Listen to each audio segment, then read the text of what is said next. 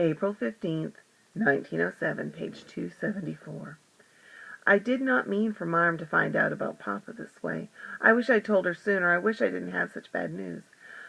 After another day of listening to testimony, I reached home and found Marm standing in the front room holding my blotter case, staring down at the table.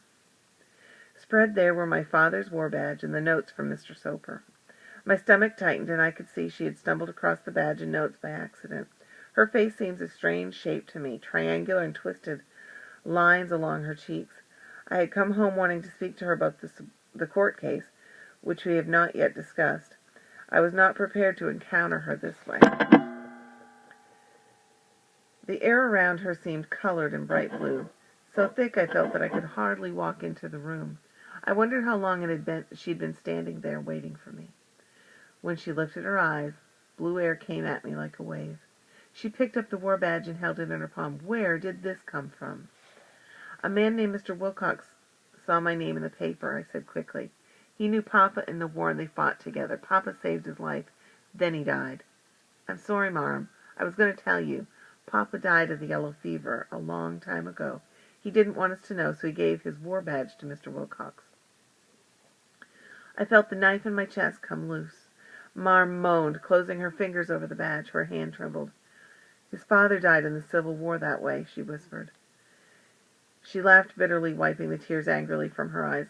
He was no hero defending a hill. He died of smallpox. Your father never forgave him for that. She shook her head, and she held her breath to stop the sob. I counted the seconds. Smallpox, smallpox, smallpox. Your father and I argued over this. His brave idea to join the army.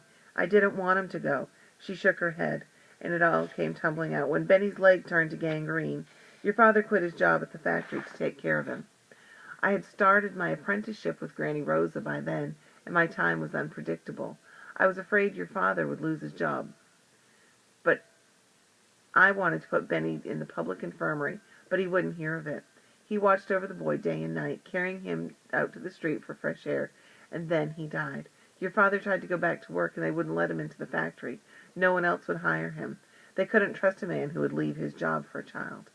We had no money. We started fighting those terrible fights. She put her hand over her forehead, put her hand to her forehead, as if to keep the memories from invading. 9 years we waited. A lifetime. She dropped the badge on the table, and she went into the back room. I didn't know if she went there to cry or if she would return. I heard her moving around and dragged the badge slowly toward the surface of the table on its chain. I wondered if she had read the notes from Mr. Soper. They sat open, 5 of them, like pages of a half-read newspaper. Papa meant to come back.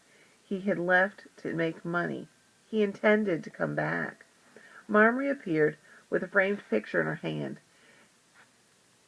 In it, a sturdy young man, in a sharp black suit, gripped the hand of a smiling girl in a white dress.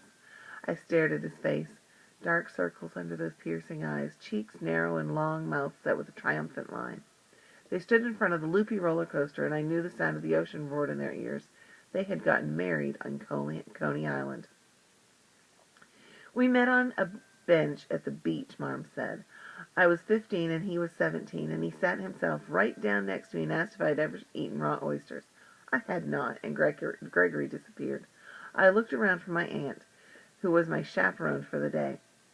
On a bench under a parasol was was Aunt Gertrude, fast asleep. Marm began to laugh at the memory. She dabbed at the tears in her eyes with the tips of her fingers and sighed. I smiled. Marm leaned over and cupped my cheek with her hand. Your father returned a few moments later with a plate of raw oysters, she said. Did you eat them? I asked. She wrinkled her nose and nodded. I didn't want to insult your father, she said. They were from his cousin Schmel, who ran an oyster bar that wasn't very kosher and went bankrupt. Schmel went to work at the Half Moon Hotel right after. We spent the night talking about Papa. She told me that between Benny and me, she had miscarried 2 babies. To understand why this kept happening, her father bought Scientific American magazines, and at night, when he came home from work, they read them aloud to each other. The key to my past turned in my brain, and when she told me that. The science book my father gave me, the direction he wanted for me. Marm did not mention those notes from Mr. Soper which had been so precious to me, and they sat like white boats on the table. Though they were simple office notes, to me they seemed like old letters from a long-lost love. Marm and I went to sleep very late, and before I turned off the gas, I tucked the notes under my pillow, hoping Marm would not ask about them.